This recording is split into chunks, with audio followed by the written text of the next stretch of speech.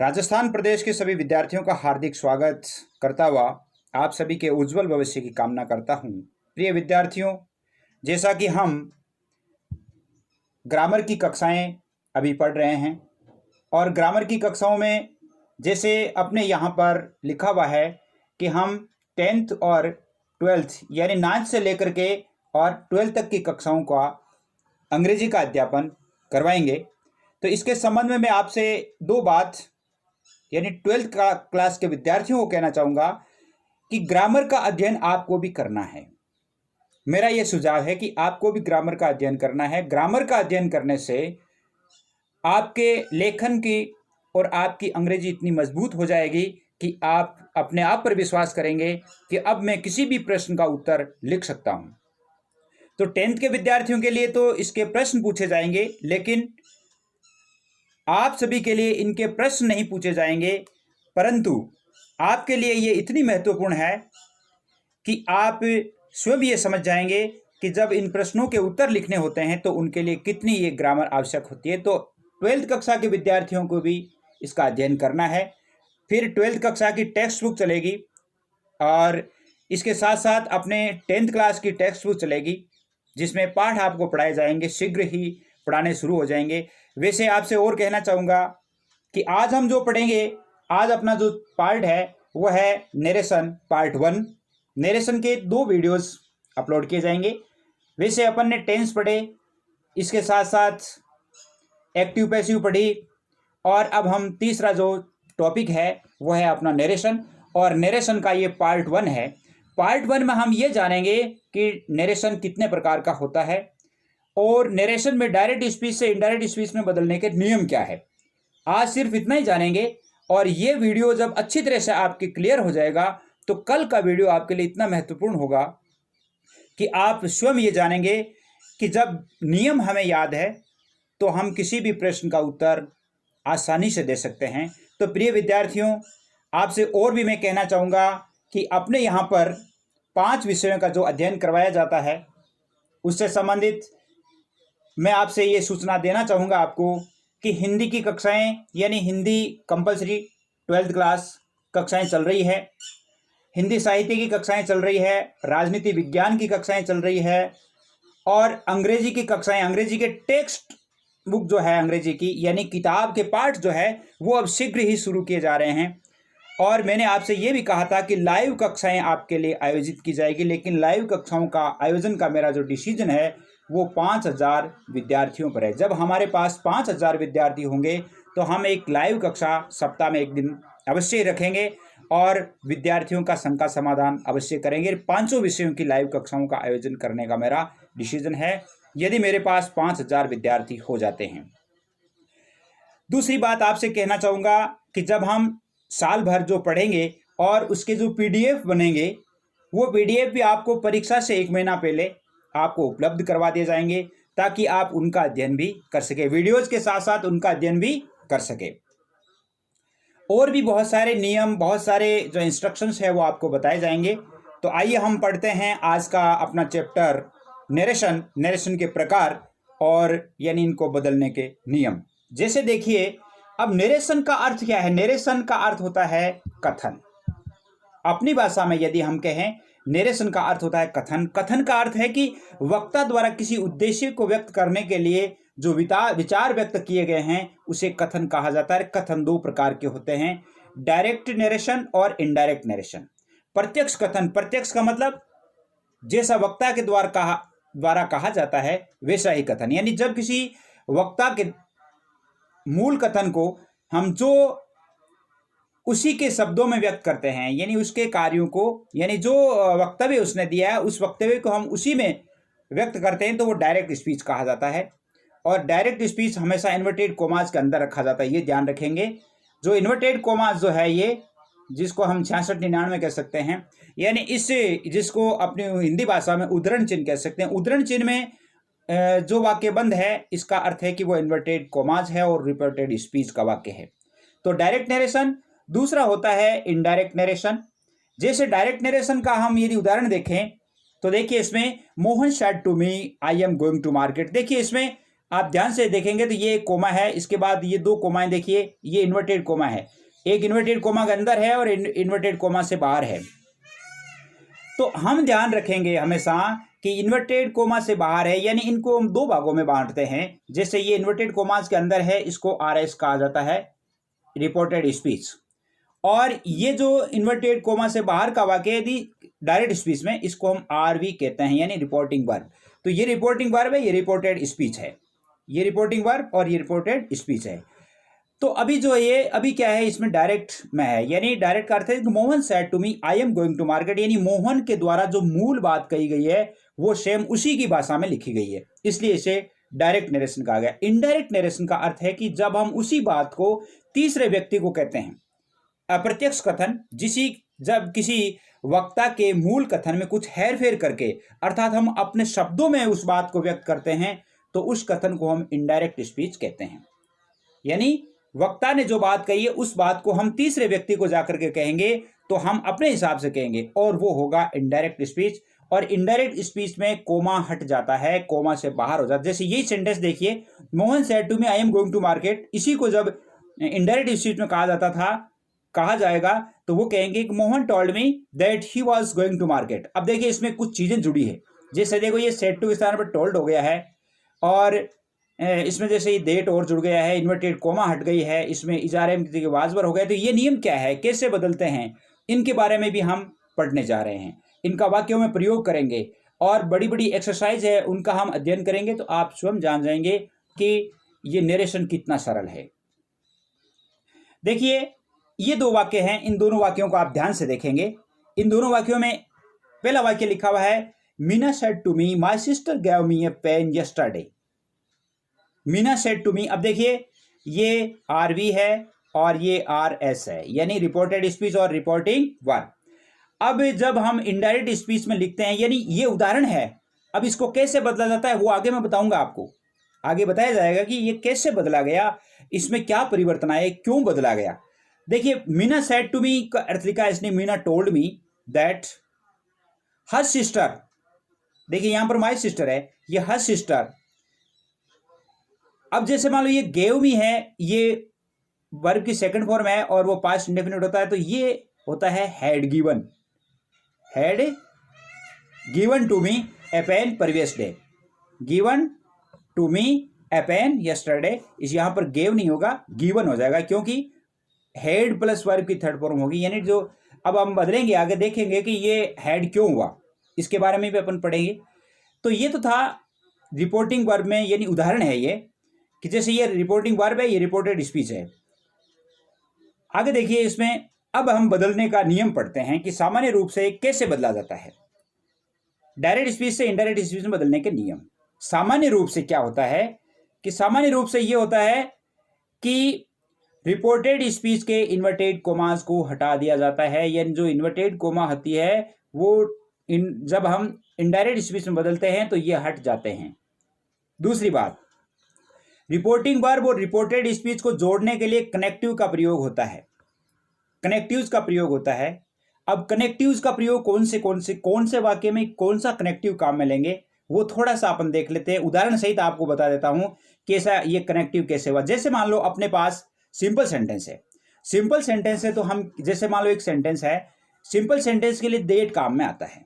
जैसे I said to you Ram is my friend, I said to you Ram is my friend, तो I told you that Ram was my friend, यहां पर date आ गया।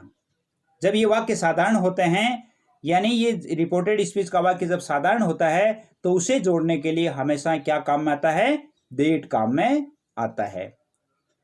इसी तरह जैसे मान लो वाक्य इंटरोगेटिव है। अब इंटरोगेटिव आपको पता है दो तरह के होते हैं, एक तो हेल्पिंग वर्ब से बनने वाला होता है और एक WH वर्ड से बनने वाला। जब वाक्य हेल्पिंग वर्ब से बना हुआ हो, यानी सहायक क्रिया से बना हुआ हो, तो उसके लिए इफ या वेदर काम में लिया जाता है। मोस्टली इफ ही काम में लेते हैं, वेदर भी ले सकते हैं लेकिन इफ ही काम में लेते हैं, क्योंकि इफ छोटा है, शब्द छोटा है, लिखने में स्पेलिंग भी IF, दो ही तो अक्षर पढ़ने हैं, इसलिए इसे लगभग लोग हैं वो इफ का ही प्रयोग करते हैं, वेदर का बहुत कम प्रयोग करते हैं। आप वेदर का प्रयोग करते हैं तो अच्छी बात है। जैसे देखिए he said to me, have you done your homework, have you done your homework. उसने कहा he asked me if I had done my homework. अब देखिए इसमें यू है, यू का आई बदल गया, योर का माई बदल गया। अब ये क्यों हुआ, कैसे हुआ, वो आगे हम प्रोनाउन परिवर्तन कैसे किया जाता है उसमें पढ़ के देखेंगे।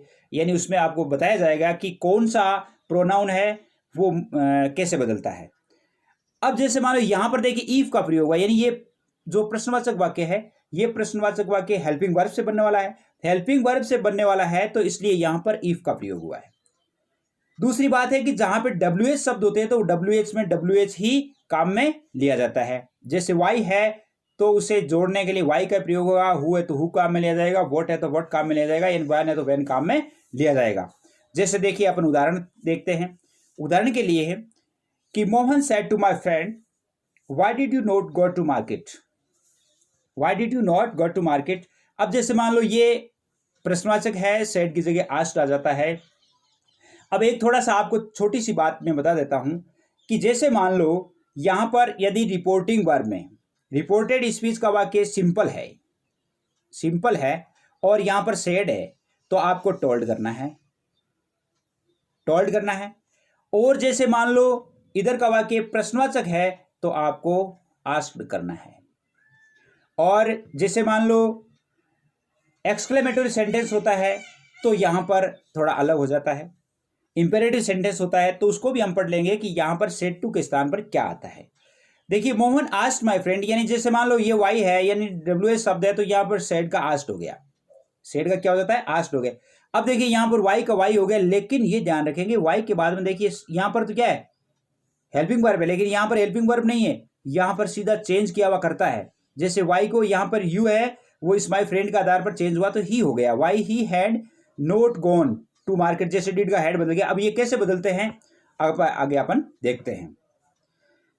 आज हम केवल नियम पढ़ रहे हैं कि ये ऐसे वाक्य होते हैं, ऐसे वाक्य क्यों होते हैं, कैसे होते हैं। जैसे देखिए एक्सक्लेमेटरी सेंटेंस जिसको विस्मय सूचक वाक्य कहा जाता है और इस प्रकार का चिन्ह होता है, उसके लिए भी देट का ही काम में लिया जाता है, देट ही जुड़ता है। जैसे he said what a beautiful girl she is, देखिए तो ये देखिए ही एक्सक्लेम्ड, एक्सक्लेम्ड, यहां एक्सप्लेन्ड लिख दिया इसने, एक्सक्लेम्ड विद सरप्राइज।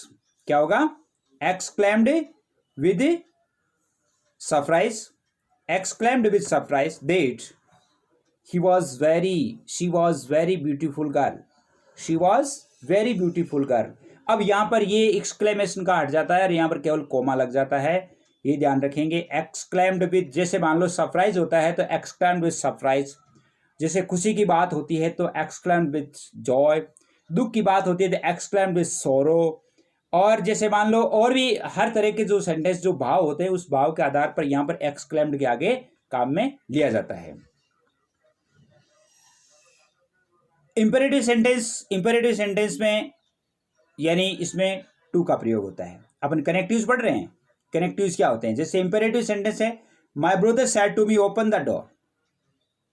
अब जैसे मान लो यहां पर बड़ा भाई है तो आप ये भी कह सकते हैं, रिक्वेस्ट भी लिख सकते हैं, आप ये भी लिख सकते हैं कि my brother ordered me to open the door, open the door, to open the door, यानी यहां पर टू का प्रयोग हो जाता है।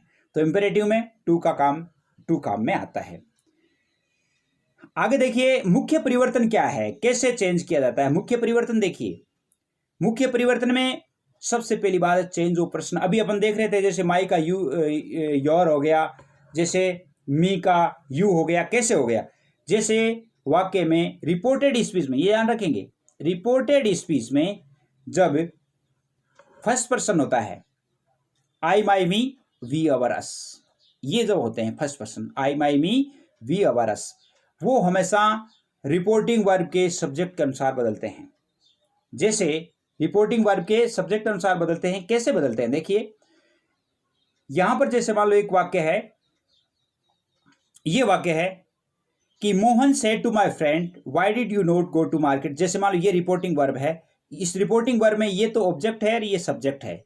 अब यहां पर जैसे मान लो आई और वी, यानी आई माई मी, वी, अवर, अस, इनमें से कोई भी होता है तो वो इसके अनुसार बदलेगा, यानी मोहन के अनुसार बदलेगा। और यू, योर, यू, वो जब होते हैं तो ये ऑब्जेक्ट के अनुसार बदलते हैं, यानी ये इसे ऑब्जेक्ट के अनुसार, जैसे माई फ्रेंड के अनुसार, जैसे यू है, यू माई फ्रेंड का मतलब यहाँ पर अपन ने ही माना है, तो ही माना है तो ही, देखिए ही हो गया ना, यहाँ पर यू का क्या बदल गया, ही हो गया। तो इस प्रकार हो जाता है, यानी सेकंड पर्सन ऑब्जेक्ट के अनुसार, फर्स्ट पर्सन सब्जेक्ट के अनुसार, और थर्ड पर्सन है वो नो चेंज होता है। थर्ड पर्सन क्या होता है, अब देखिए second person you, your, you object के अनुसार बदलता है, जैसे मोहन सेड टू मी, यहां पर मी क्या है, ये ऑब्जेक्ट है और ये मोहन सब्जेक्ट है। तो यदि आई और वी के जो जितने रूप होंगे वो मोहन के अनुसार बदलेंगे, और यू, योर, यू यानी यू के जितने भी रूप है वो ऑब्जेक्ट के अनुसार मी के अनुसार बदलेंगे। अगली बात है इसमें थर्ड पर्सन। अब थर्ड पर्सन में कौन कौन आते हैं, he, she, it, name, he और ही के रूप, he, his, him, she, her, they, their, them, it, its, it और नेम, ये नो चेंज होते हैं, नो चेंज होते हैं। अब एक छोटा सा सूत्र है 123/100, इसको हम ये कह सकते हैं कि फर्स्ट पर्सन सब्जेक्ट के अनुसार, सेकंड पर्सन ऑब्जेक्ट के अनुसार, third person no change. First person subject के अनुसार, एस का मतलब सब्जेक्ट के अनुसार, दो का मतलब सेकंड पर्सन ऑब्जेक्ट के अनुसार, थर्ड पर्सन नो चेंज। इसको हम कह सकते हैं 123/100, ये ध्यान रखेंगे 123/100। टाइम परिवर्तन देखिए, उसमें जो वाक्य होता है रिपोर्टेड स्पीच में, जो टाइम है, जैसे दिस होता है तो वो डेट में बदल जाता है, दीज होता है दोज में अब ये दीज दोज हर बार नहीं बदलते हैं, ये भी कब बदलते हैं, रिपोर्टिंग वर्ब का जब पास्ट टेंस होता है, रिपोर्टिंग वर्ब में जब पास्ट टेंस होता है तो ही बदलते हैं। रिपोर्टिंग वर्ब में कुछ ऐसे, जैसे मान लो प्रेजेंट इंडेफिनिट या फ्यूचर इंडेफिनिट जो है टेंस होते हैं, तो रिपोर्टेड स्पीच का टेंस नहीं बदलता है, यानी फ्यूचर इंडेफिनिट या प्रेजेंट इंडेफिनिट होता है तो रिपोर्टेड स्पीच का टेंस नहीं बदलता है। अगर रिपोर्टिंग वर्ब में पास्ट इंडेफिनिट टेंस का होता है, यानी Mohan said to me, said to me का अर्थ होता है कि जैसे मान लीजिए पास्ट में है तो इसमें रिपोर्टेड स्पीच का टेंस बदलेगा। अगर वहां पर ये होता है मोहन सेज टू मी होता है, सेज होता है, सेज होता है, इसका अर्थ है कि ये प्रेजेंट इंडेफिनिट है तो रिपोर्टेड स्पीच का टेंस नहीं बदलेगा, ये ध्यान रखेंगे। दीज का दोज हो जाता है, हियर का देयर हो जाता है, नो का देन हो जाता है, टुडे का डेट डे हो जाता है, यस्टरडे का प्रीवियस डे हो जाता है, टुमारो का the next day, the following day हो जाता है, टू नाइट दैट नाइट हो जाता है, अगो बिफोर बदल जाता है, और हेंस का टेंस हो जाता है, और कम है वो गो में बदल जाता है। इस प्रकार होते हैं ये टाइम परिवर्तन है। इसके अलावा टेंस चेंज, अब देखिए टेंस का वो परिवर्तन किस प्रकार होता है। टेंस परिवर्तन में आप देखेंगे कि जैसे मान लो अपने प्रेजेंट इंडेफिनिट टेंस है, प्रेजेंट इंडेफिनिट है जिसमें डू डज होता है वो पास्ट इंडेफिनिट बदलता है, और ये जैसे अपन ने पैसिव वॉइस पढ़ा था वो अगले कंटिन्यूस में बदलता था, ये अगले पास्ट में बदलता है। प्रेजेंट कंटिन्यूस इजारम प्लस वर्ब की फर्स्ट फॉर्म के साथ आईएनजी होता है अपने टेंस में, वो पास्ट कंटिन्यूस में बदलता है, वाज वर प्लस वर्ब की फर्स्ट फॉर्म के साथ में आईएनजी। प्रेजेंट परफेक्ट टेंस होता है हैज और हैव वर्ब की थर्ड फॉर्म, वो पास्ट परफेक्ट टेंस में बदलता है हैड प्लस वर्ब की थर्ड फॉर्म। और प्रेजेंट परफेक्ट कंटिन्यूस टेंस जिसमें हैज बीन हैव बीन होता है, वर्ब की फर्स्ट फॉर्म होती है, आईएनजी होती है, सिंस फोर का प्रयोग होता है, वो पास्ट परफेक्ट कंटिन्यूस टेंस में बदल जाता है जो हैड बीन होता है। पास्ट इंडेफिनिट जो टेंस होता है वो पास्ट परफेक्ट में बदलता है। पास्ट इंडेफिनिट किस में बदलता है, पास्ट परफेक्ट टेंस में, यानी हेड प्लस वर्ब। अब एक तो देखिए इसमें एक तो प्रेजेंट परफेक्ट हेड में बदल गया और एक पास्ट परफेक्ट भी हेड में बदल गया, ये ध्यान रखेंगे। अगला देखिए अगला क्या परिवर्तन है, अगले परिवर्तन में देखिए अगला परिवर्तन है जैसे मान लो ये अगला परिवर्तन जैसे मान लो अपने है कि पास्ट कंटिन्यूस है तो वो पास्ट परफेक्ट कंटिन्यूस में बदलता है, हेडविन में बदलता है। एक तो प्रेजेंट परफेक्ट कंटिन्यूस और पास्ट कंटिन्यूस दोनों हेडविन में बदलते हैं, ये ध्यान रखेंगे। फ्यूचर सिंपल यानी सेल जो है सेल विल यानी सेल शुड में और विल वुड में बदलता है। विल भी सेल भी वुड भी शुड भी बदल जाता है। Shall have will have would have should have बदल जाता है। सेल हैव बीन और will have been should have been, would have been में बदल जाता है, ये ध्यान रखेंगे। अगला देखिए, जो कुछ मॉडल वर्ब्स होती है और मॉडल वर्ब्स में कैसे चेंज होता है। देखिए मॉडल वर्ब क्या करती है, जैसे कैन और मैं है, कैन या मैं है तो कुड माइट में बदलता है, वर्ब की फर्स्ट फॉर्म की फर्स्ट फॉर्म रहती है। कुड माइट है तो कुड माइट में ही रहता है। वुड शुड ही रहता है, वर्ब की first form. Must ought to में ही बदलता है, वर्ब की फर्स्ट फॉर्म, यानी ये चेंज नहीं होते हैं, ये ध्यान रखेंगे। अगला देखिए, परिवर्तन के अन्य नियम क्या है। और भी कई नियम है। रिपोर्टिंग वर्ब का टेंस कभी नहीं बदलता है, एक बात ध्यान रखें, कब नहीं बदलता है। यदि रिपोर्टिंग वर्ब का टेंस प्रेजेंट इंडेफिनिट या फ्यूचर इंडेफिनिट का टेंस होता है तो नहीं बदलता है। जैसे एक सेंटेंस है, Mohan says to me I am going to market, अपना ये वाक्य है, तो यहां पर सेज टू का अपन टेल्स में बदल देंगे, लेकिन यहां पर जो गोइंग टू यानी प्रेजेंट कंटिन्यूस टेंस है, ये प्रेजेंट कंटिन्यूस ही रहेगा, इसमें कोई चेंज नहीं होगा, क्योंकि रिपोर्टिंग वर्ब में प्रेजेंट इंडेफिनिट है। प्रेजेंट इंडेफिनिट या फ्यूचर इंडेफिनिट होता है तो इसमें टेंस चेंज नहीं होता है, ये बहुत इंपॉर्टेंट बात है। दूसरी बात, रिपोर्टेड स्पीच का टेंस कब चेंज नहीं होता है, यूनिवर्सल ट्रुथ होने पर। जैसे मान लो अभी देखेंगे, यूनिवर्सल ट्रुथ होने पर या हैबिचुअल फैक्ट होने पर या हिस्ट्रिकल फैक्ट होने पर। जैसे एक कोई सेंटेंस है कि the teachers said to me the earth is round, the teacher said to me the earth is round. Earth is है, अगर यदि हम वाज में बदल देंगे, द अर्थ इज राउंड यानी पृथ्वी गोल है, और जब हम वाज में बदल देंगे तो इसका अर्थ हो जाएगा पृथ्वी गोल थी, यानी ये यूनिवर्सल ट्रुथ है, सार्वभौम सत्य है, जो पहले भी सत्य था आज भी सत्य है। इसका अर्थ है कि यहां पर जहां पर यूनिवर्सल ट्रुथ होता है, सार्वभौम सत्य होता है, वहां पर टेंस नहीं बदलता है। हैबिचुअल फैक्ट होता है, जहां पे आदतन तथ्य होता है। जैसे मान लो किसी ने कहा, Mohan said to me the dogs bark at strangers. जैसे उसने कहा कि कुत्ते अजनबियों पर भौंकते हैं, तो कुत्तों की आदत होती है भौंकने की, इसलिए कुत्ते भौंकते हैं, जिसमें हैबिचुअल फैक्ट है, इसलिए it can not be changed, ये भी नहीं बदला जा सकता। हिस्ट्रिकल फैक्ट जहां पे होता है, जैसे मान लो the teacher said to me Mahadevi Verma is called modern Meera, Mahadevi Verma को मॉडर्न मीरा कहा जाता है, तो इस कॉल्ड को वाज कॉल्ड नहीं होगा, क्योंकि आज भी वो आधुनिक मीरा के नाम से जानी जाती है। हिस्ट्रिकल फैक्ट होता है तो वहां भी नहीं बदलता है, ये ध्यान रखेंगे। जैसे देखिए एक सेंटेंस है, my father said to me the sun rises in the east, मेरे पिताजी ने कहा कि सूर्य पूर्व में उदय होता है। अब जैसे मान लो यहां पर ये प्रेजेंट इंडेफिनिट का है, यदि हम पास्ट इंडेफिनिट में कर दें, यहां पर रोज हो जाता है, the sun rose in the east, यानी सूर्य पूर्व में उदय होता था। नो, गलत हो जाता है, क्योंकि ये सार्वभौम सत्य है, इसलिए होगा कि my father told me there the sun rises in the east, यानी सूर्य पूर्व में उदय होता है। जय हिंद, जय भारत।